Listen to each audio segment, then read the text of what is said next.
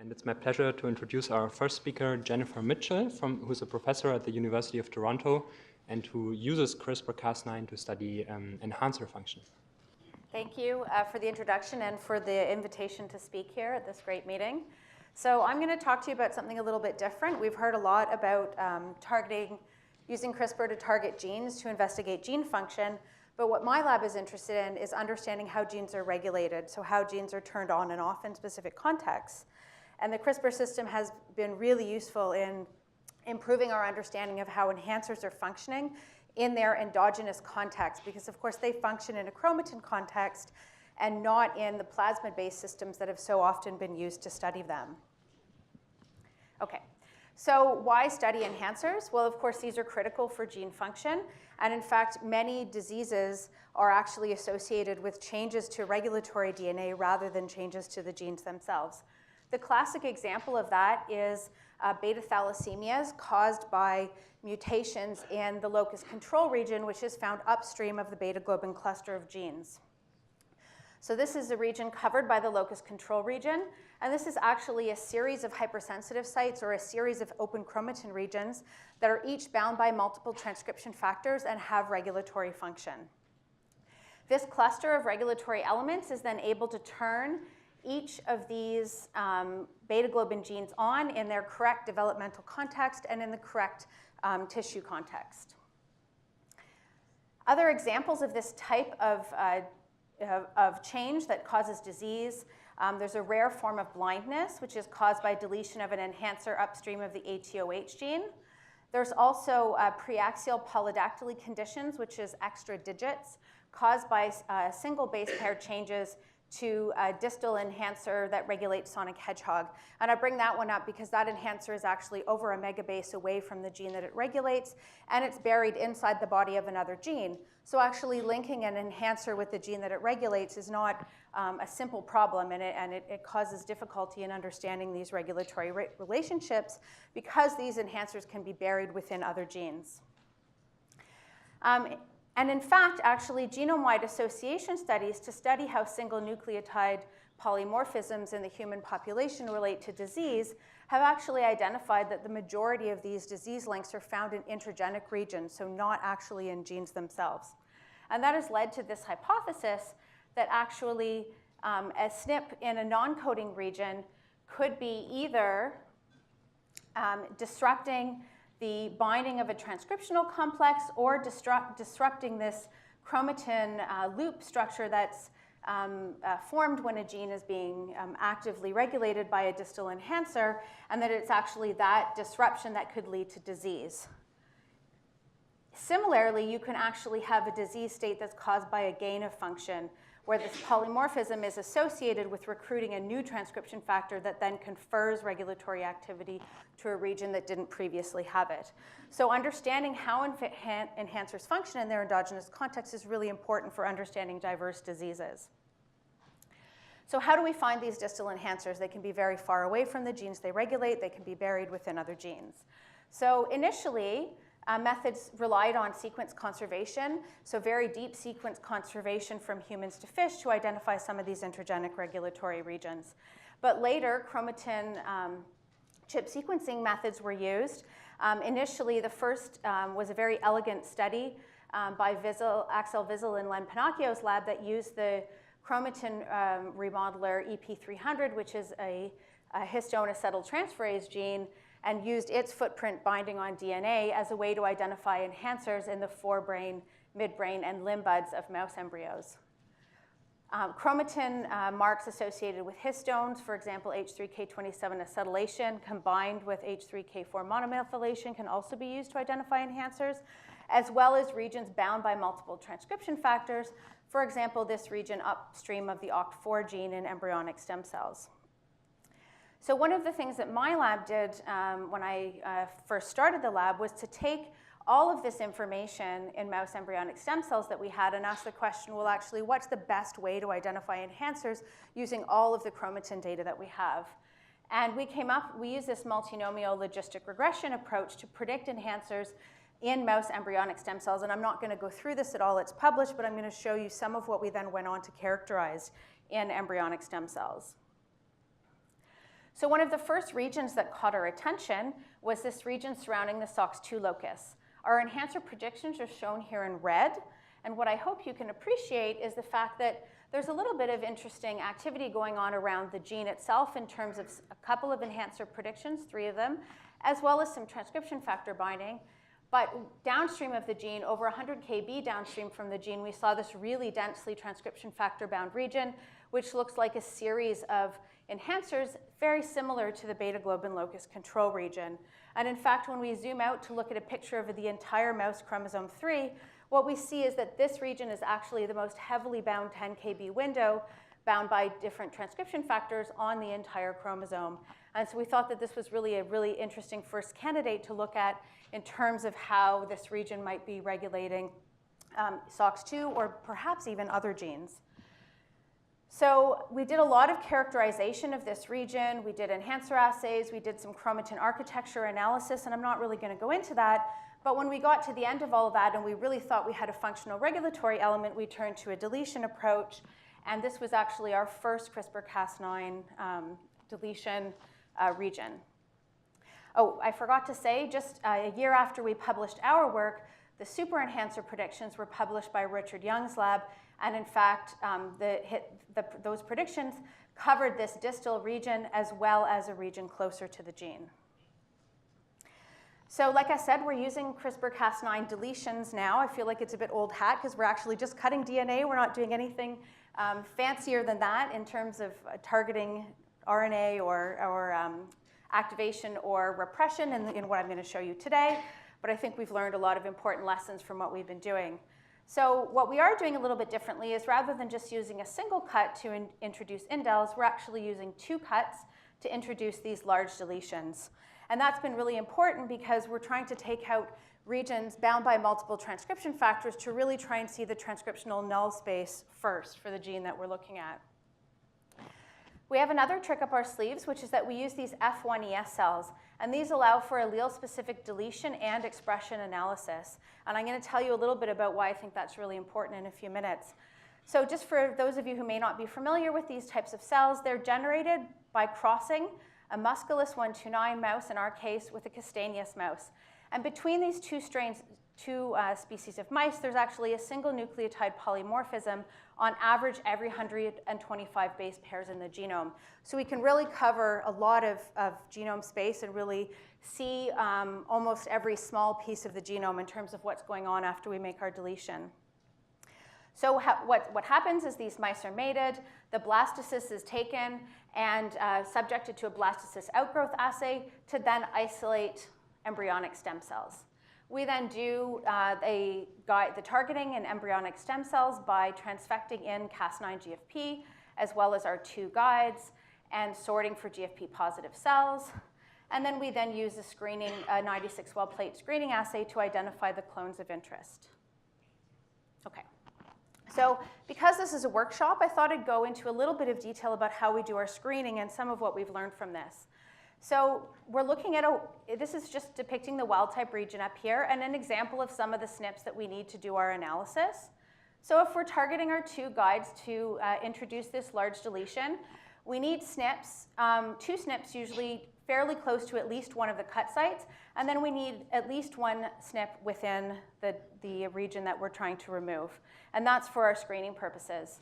So this is the type of deletion that we actually want to find. But to make sure that this is what we have, we check both the deleted allele and what we think is the non-deleted allele to make sure that we've actually got the genotype we're expecting. So we first do an internal screen to identify that we have the presence of one allele and we're missing the presence of the other allele. So that's the first step in identifying our potential monoallelic deletions.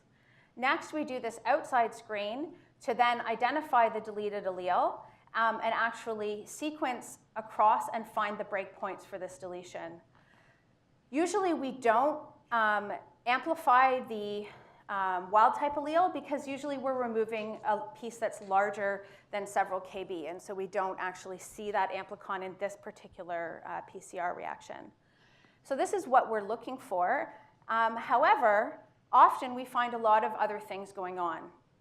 So the next step in validating that we actually have our monoallelic deletion is checking for the integrity around the guide sites on the wild type allele. We're not too concerned if we have very small indels because these guides are not targeting a really important region. They're targeting the flank of our enhancer. But what we want to make sure that we don't have is a really large deletion. And by a large deletion around these guide sites, I mean more than a few hundred base pairs.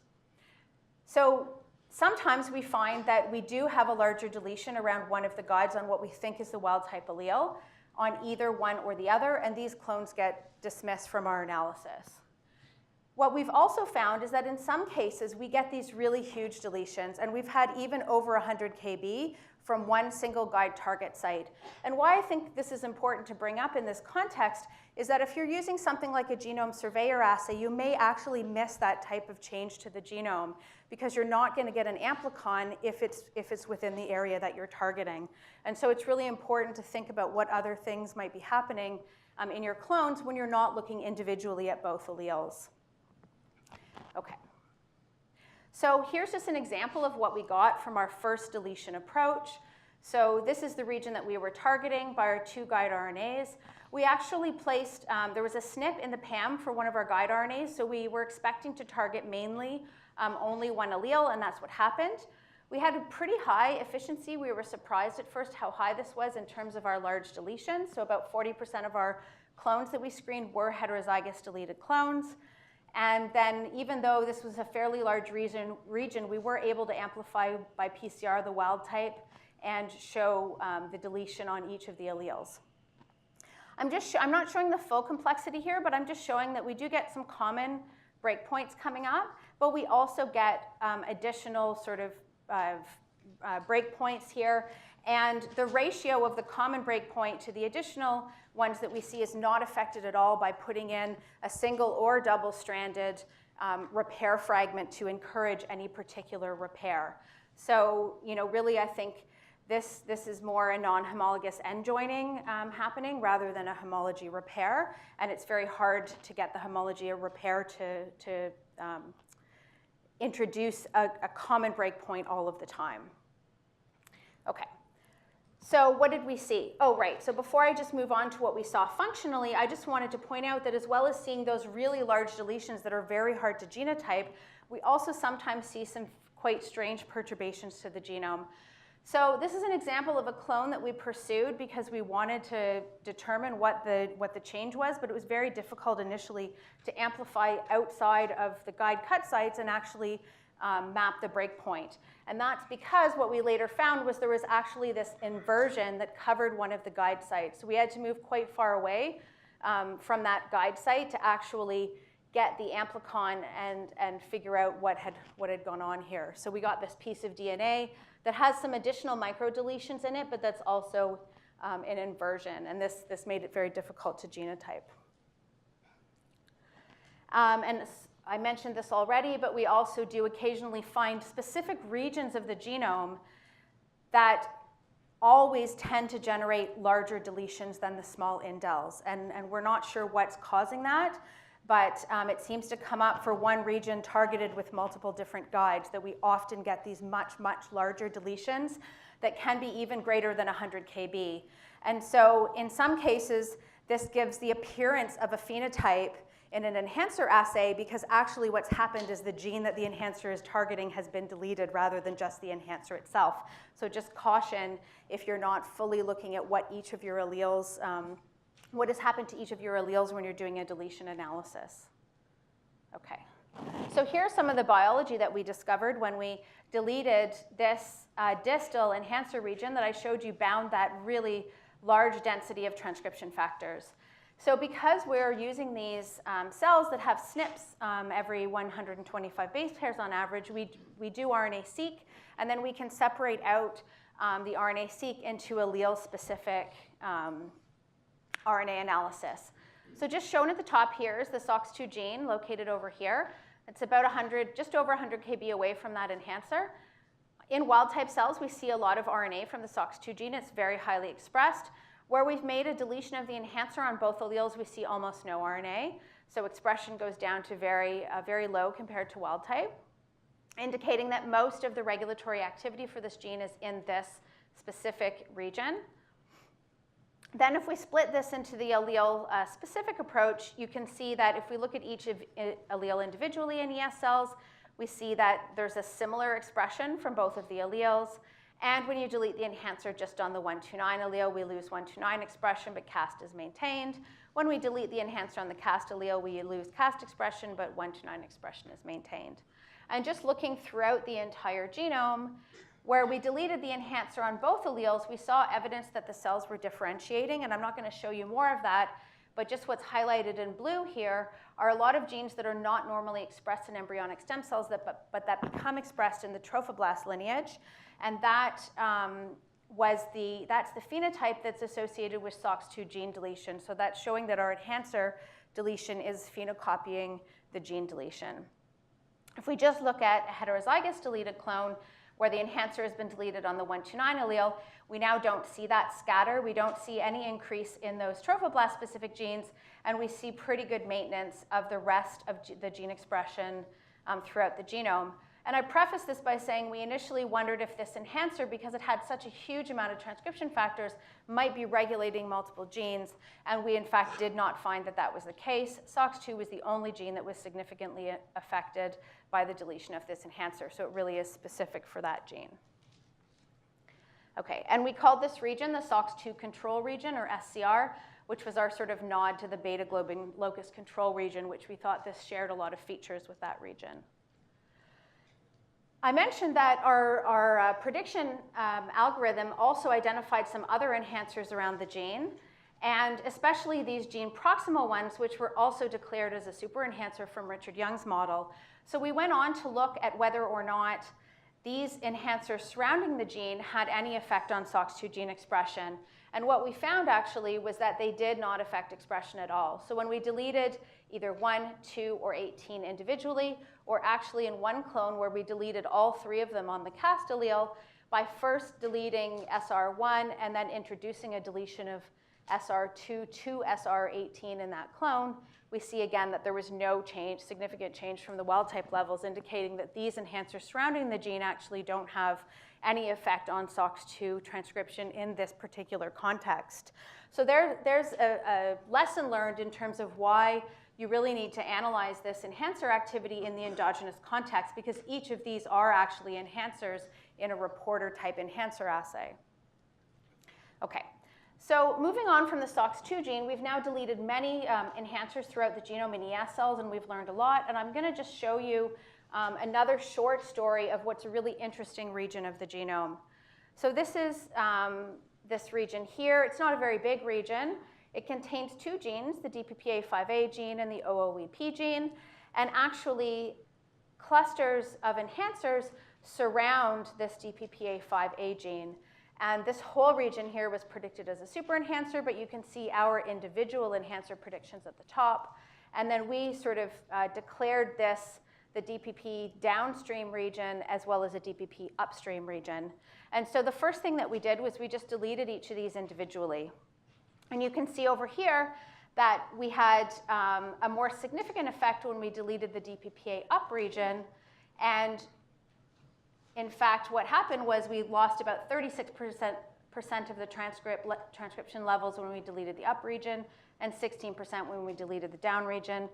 We also, surprisingly, initially found an effect on this OOEP gene. And we found that the up region was really important for the OOEP gene. We lost 92% of expression. The downstream region was a little bit less important. Okay, so the first thing we wanted to know was actually, because this region here had such a strong effect on OOEP, we wanted to know, is this actually maybe this enhancer's for OOEP and the other ones are for DPPA?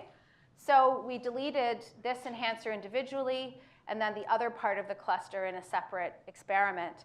And actually, we found that wasn't the case. What we found was that both regions seemed to be able to contribute to the maintenance of the transcription of both genes, especially for DPPA5A. When we delete half of that cluster, we actually don't see any significant effect on expression. For OOEP, we see a little bit of an effect in each case, but it's nowhere near the effect of deleting the whole region. So the enhancers within this cluster are each contributing to the expression of both genes. And they do so in a somewhat redundant manner. The next thing that we did was we wanted to see what's the contribution of the entire cluster. And so what we did is we took a clone that already had the upstream deletion and we introduced the downstream deletion. And now you can see that we lose all transcription. And actually, especially for DPPA5A, the downstream enhancers and the upstream enhancers are quite redundant with each other in terms, are partially redundant with each other in terms of regulating the expression of that gene. So here's just a sort of model of some of what we've learned. So you can have these multi-enhancer clusters. Each one of the enhancers in that cluster can regulate multiple genes. As well, you can have enhancers that are sort of outside of the cluster that can regulate the same genes. And they seem to do so in a partially redundant or sub-additive manner. And so the other thing that I'm going to say that I'm not showing here is that we also found that a singleton enhancer can have the same type of effect in regulating multiple genes. Of course, in that case, there's no redundancy because there's just a single enhancer. But this cluster of enhancers is not required for this type of robust regulation. And if you're interested to see more about what we've learned using this approach, we published our work in Genome Research in February. And these are the key players in that work in genome research, as well as key players in some of the earlier work I presented, as well as thanks to the rest of the lab and our collaborators, Quade Morris for the modeling and Janet Ressant for stem cell media resources. And thank you for your attention.